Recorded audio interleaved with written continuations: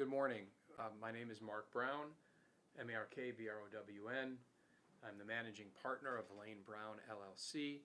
With me is Associate Attorney Oliver Schindler. You can go ahead and spell your name. Olivershindler.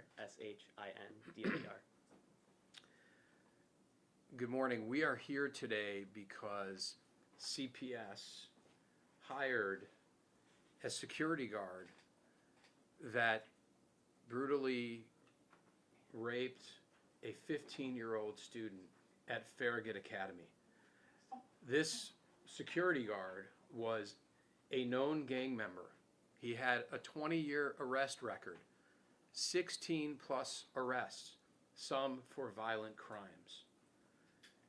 CPS failed to do a comprehensive background check on this security guard and hired him to protect students and teachers and other people at Farragut Academy. By not doing a comprehensive background check, they failed all of those people, and he raped a 15-year-old student. I'm here to take your questions. If you have been provided any materials, you can certainly ask questions regarding that. I also do have a statement from our client, Jane Doe, who is now, as of last week, 18 years old. And I can read that for you if you'd like. What Ramel Campoverde did to me changed everything. I used to be a happy, outgoing teenager. I loved school. I trusted adults. After the attack, I couldn't go back to my school. I missed a whole year because I was too afraid to see my classmates, too afraid to see my teachers, and too afraid to see any of the other security guards at Farragut. Even now, I still have nightmares. CPS hired a man to protect us. They should have known he was violent. They were supposed to protect me. They didn't. Did the assault happen on campus? The assault happened after a group, let me take you back. The relationship started when Jane Doe was a freshman at Farragut Academy. It started with grooming. It started with compliments about Jane Doe's looks. It started then into texting on private text chats. And then it moved into let's meet, and they met. And then it was let's meet again, and then he gave her alcohol until the point where she became unable to make decisions, and he took her back to his recreational vehicle, and he brutally raped her. Was he an employee of CPS proper, or did he work for a security company associate? He worked for CPS proper. He applied to CPS to work as a security guard in 2021. CPS did what we consider a rudimentary background check. They got the basics from the three major law enforcement agencies, FBI, Illinois State Police, and the Chicago Police Department, which just listed his convictions and arrests. But according to CPS policy, they were supposed to do a deeper dive once they knew that he had these convictions and he had these arrests. In fact, CPS hired a white shoe law firm, Schiff Hardin, in 2018 because of an epidemic in sexual assaults and inappropriate relationships between staff members, teachers, and students. And Schiff Hardin wrote a report and promulgated some suggested rules which CPS allegedly adopted. One of those was to go beyond the mere fact of arrest and to look at the police reports, look at the supplementary reports, look at the actual complaints that were made by the victims in those cases, and find out if this person is dangerous and if this person should be hired. They failed to do any of that. They stopped at just receiving the basic list of arrests and convictions. If they had done so, if they had done what we did, which was simply do a FOIA request, in 1 week we received all of those police reports, and we discovered multiple dangerous red flags about Romel Campoverde. We discovered that in addition to those 16 arrests, when we looked into it, we found that there were several violent crimes. There was a burglary charged where he and his gang associates were breaking into cars. Some of his associates were charged and convicted of burglary and went to prison. His was pled down to a trespass. We found other victims that had claimed he chased him with a baseball bat. He tried to rob who he believed or thought was a drug dealer with what he showed the other this alleged dealer was a gun, and he was arrested for that. Now, we don't know why all these arrests were dropped, but it is certainly possible it had something to do with his affiliation and whether or not witnesses showed up in court. But CPS, according to their own rules, had a duty to look beyond just convictions and arrests. They had a duty to go and look at these statements, find out if there is a criminal violence. They had a duty to find out if there was a criminal pattern that was violent. And they would have discovered it had they done that, but they did not. They were supposed to look beyond the arrests and look at the victim's statements to see what Romel Campoverde was accused of. They did not do that. They were supposed to look at the number of arrests over a number of years. They did not do that. They simply said some of the convictions were for cannabis. Again, 6 arrests for cannabis. We understand cannabis is now legal, but it showed a long pattern of someone who was willing to violate the law as it was at the time. Now the Schiff, when Schiff got involved, is that when they started the sexual allegations unit? Is that what you're talking about? That's correct. So when Schiff got involved in 2018, they had certain recommendations, including the unit. But part of the development from that report was that CPS's background committee was supposed to go beyond and look and do these full comprehensive background checks and not just stop at what they get from law enforcement. Schiff Hardin actually did a follow-up report in 2019, and what they discovered was that CPS was not always doing full background checks, and that is in the 2019 follow-up report. The quote from CPS in there is that they are endeavoring to do full background checks, but what was discovered is that they weren't. And what we know is that there is no one that is supervising the security guards. They are the protectors at these schools. So if a violent person falls through the cracks and is hired, and they believe that they are really unaccountable, who's to protect the students? Can you tell us a little bit more about, you mentioned kind of how this started with, or the allegation is that it started with grooming, compliments, and so forth. And then had they met before off campus, or you know, maybe time of year, time of day for this particular incident? Sure. Throughout, she was receiving compliments, and the text messages had begun and advanced as that year went on. And then after a school dance, they texted, and she agreed to meet with him. That was the first time. And then school ended, and then he texted her again and wanted to meet with her. So this was summertime? So it was early, it was in June Okay. that this occurred. Was this June of 23? Yes.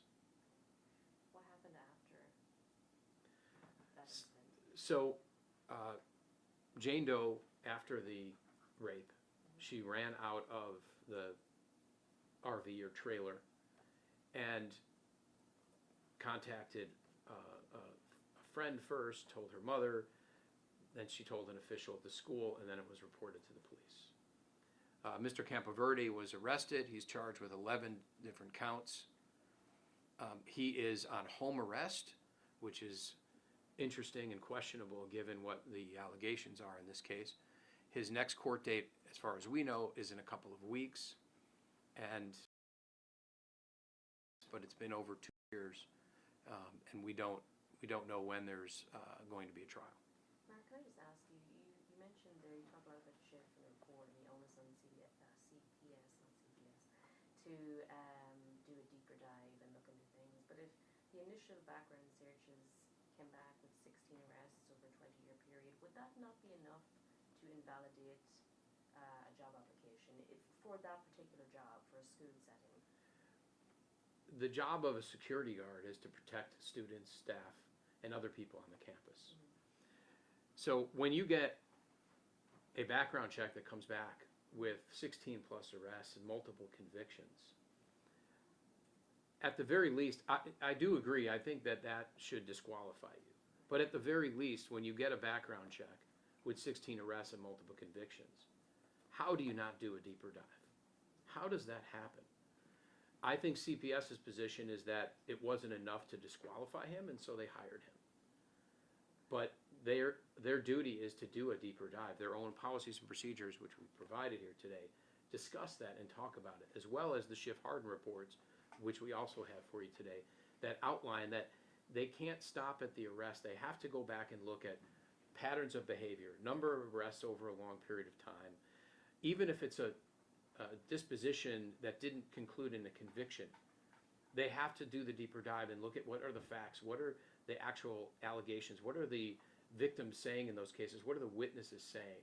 And if it leads to a pattern of violent behavior, as it conclusively does in this case, I don't understand at all how they could have hired Mr. Campoverde for a position of trust with students and other people that he's supposed to protect. In the wake of what has happened here with this particular case, has there been any further scrutiny of security guards at that school or across CPS as a whole? Well, we in our firm have other cases involving security guards at CPS that are ongoing. No, different security guard, but security guard. We have an open litigation right now in another matter with another security guard. So we haven't seen it in our office, but again, as what we do is we are responding to what our clients are doing, or excuse me, we are responding to what our clients are coming to us with regard to what happened to them. With regard to a full investigation of all of CPS, that certainly is going to be part of this litigation. This is the first step. The first step is you file the complaint, and then we get into discovery, and then we take depositions, and then we find out not only with regard to the failures in doing a comprehensive background check of Mr. Campoverde, but we also will be looking into the greater problem with the hiring of security guards in CPS, given what we know about other cases for other violent crimes, including rapes that have been perpetrated by other security guards in CPS. Just to clarify, just for some clarity there, because I interrupted you, you are dealing with another separate case of security guard within CPS, but not necessarily a Fargus. Correct. And then just to add on to that, are you aware or do you suspect there are possibly more victims of Mr. Campoverde, or? As of this point, we don't know if there are other victims of Mr. Campoverde, but if we learn of others through the litigation process or some other means, we will certainly let you know if that's something you want to know. And also just to clarify, so he has been charged criminally in this matter? Yes, there are 11 pending charges. And we have a list of them here available of the current charges. And did this case come to you because of the other litigation? I know that's happened in some other cases where once someone files, then people come forward with similar things. I believe they came to us independently.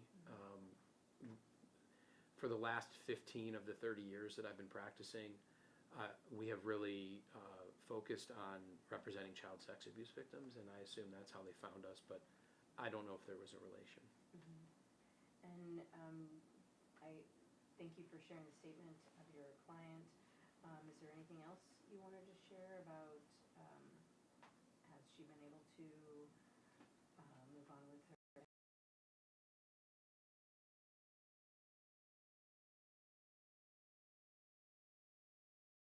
Counseling.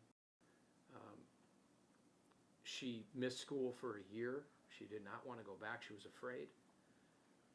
She went back finally at the coaxing of her parents, who wanted her to finish her education.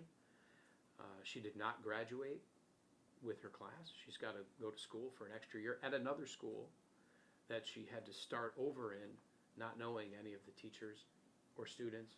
She had to leave all of her friends at her other school. It's been very difficult for her. I spoke to her right before I came in to see you all, and she's devastated over all this. It's been a very difficult period of time that I wouldn't wish upon anyone. Was she able to graduate then? She is eventually? not. She did not graduate with her class. She now has another year of school to complete because she stayed out of school for a year.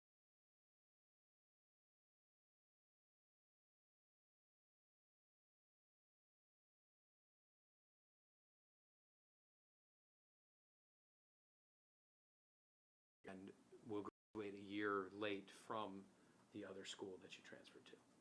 And was this trailer, this RV, was it in the neighborhood? Like where was it? I don't have the exact location with me. I'm sorry, I don't. Approximately, like the neighborhood, or? Yeah, Was it it was Chicago? somewhere. Was Yeah, he took her to his RV somewhere in that area of Chicago. Was that I don't at have a his- specific address. Was that at his home? Yes, It was parked at his home. that's where we understand is that's where he lived. Mark, to your knowledge, has he ever worked at any other CPS schools or schools in general? Of his application to CPS, we don't believe that he worked at any other schools other than Farragut. It is interesting, there was in his application, there was a request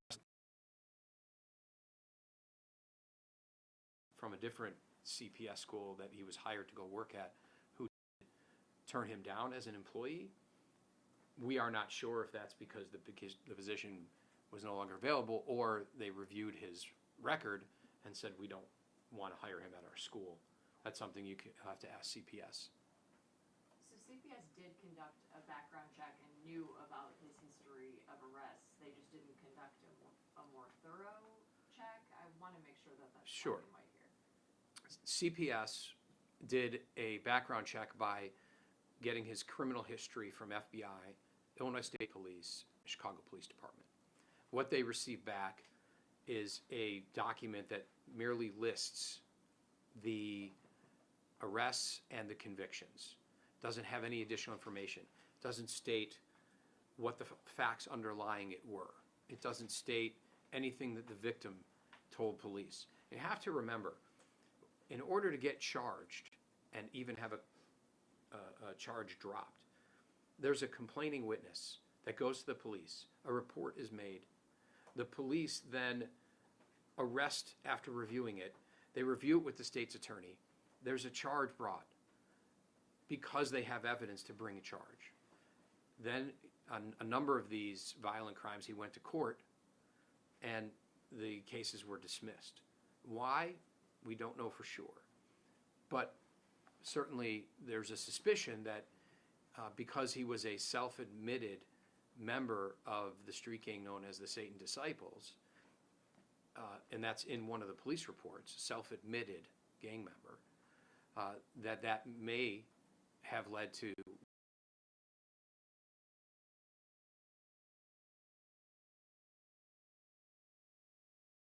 This history, kind of, even if it was top level knowledge, what they knew about. You know, what do these charges in these cases look like that were dismissed? CPS, in reviewing the charges that were dismissed on these background checks, know nothing and knew nothing on top of the fact that there was a charge listed and it was dropped. That is all CPS knew. And that's because they failed to do the simplest thing, which is request the police reports underlying it. And another thing CPS was required to do according to their policies was to seek an explanation about these arrests and about these charges and about these victim complaints from Romel Campoverde. And there is nothing in his personnel file, and we were provided it, but we cannot share it with you until the litigation. but we did review it. But there's nothing in his personnel file that shows that CPS requested any statements from Ramel Campoverde or any explanations about any of these crimes or alleged crimes that he was either convicted of or arrested for. They were required to seek an explanation from him according to their own policies, and they did nothing. When this incident was reported to CPS, did they took any action against Campoverde?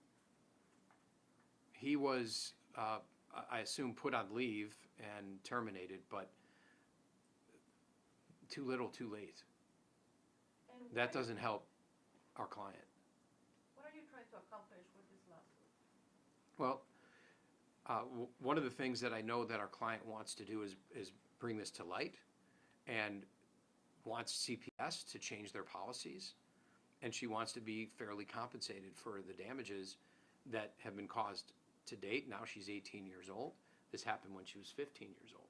And one of the things that we know is that as victims of child sex abuse get older, this never goes away. This will stay with her for the rest of her life. And as she gets older, the damages that it causes, it changes and fluctuates over time. So one thing that she's feeling now, which is devastation, may change later into different things, including potentially different mental health diagnoses and other problems. We hope none of that occurs. But we know what the statistics show about what happens to adults who are victims of child sex crimes. And we believe that she should be fairly compensated for the damages that she suffered and the damages that she will likely suffer in the future. And just to clarify, this relationship happened throughout her freshman year, so 1 year, they worked together 1 year? Well, it wasn't an entire year because school starts in September.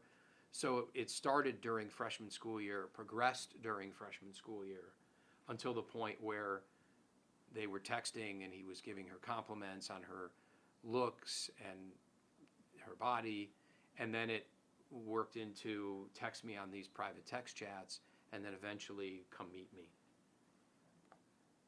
From the records you got from CPS, I understand their backgrounding process looks at 7 years worth of records. With the criminal cases and the outcomes that you got, were those showing 7 years worth of cases? Was it showing more than 7 years worth of cases? Like, can you kind of elaborate on what exactly it was that they had in hand for that? Sure. The 7-year policy of looking back 7 years in CPS's policies, that's not actually accurate. Their policies do look back 7 years, but when there's a pattern of arrests over a long period of time, especially that show violent behavior, their own policies require them to look into and look further into the underlying facts of those crimes that go beyond 7 years. There's not a bright line where it's everything after that 7 years or further back from that 7 years is not considered. That would be not only against policy, but it would be reckless. How do you do that? Yeah, so I mean, did they have more than the 7 years, like in the backgrounding process? Sure. Did those come or? The background process that they did utilize, they had the full 20-year arrest record showing 16 plus arrests. They just failed to take any action further than that to look into the underlying facts for violent patterns and to find out what happened directly from the victim statements and those police reports. Just to clarify, there's no legal onus on them to dig deeper or to look further. They violated their own policies, right? Well, CPS's own policies are an indication of what they're supposed to be doing. And that is evidence that they acted in a reckless manner in not going back and looking at his history of violent crimes and arrests. So when you say legal duty, I think they did have a legal duty. That's why we're here. But it's per their own regulations, right? This was something that developed from the Schiff report? Well, yes, it developed from the Schiff report that they needed to go back and look at these things, but it was within their own rules. Right. You're asking if their own rules are the same as a legal duty. Like And- criminal, yeah. Right. Did they commit a crime? That's up to the state's attorney. We're not here to say that they committed a crime. What we are here to say is that CPS acted recklessly in not investigating the background of Mr. Campoverde so that they would discover all of the violence in his history and so that they would consider all of his 20-year history with 16-plus arrests, which led to the rape of a 15-year-old girl that he met at Farragut Academy.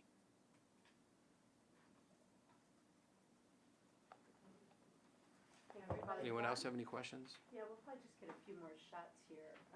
Can we get Anything you a need. copy of the statement that you read out? Can we get like Yes, Thank you.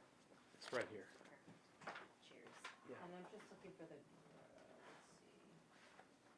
the actual legal grounds. Oh, thank you, I do. The, reckless, just wanna make sure I'm using the same terms that you're using. Sure. Um, Under the law, that a school district is liable in civil cases for willful and wanton conduct, and that's defined as a reckless disregard for safety of, in this case, the students and specifically our client.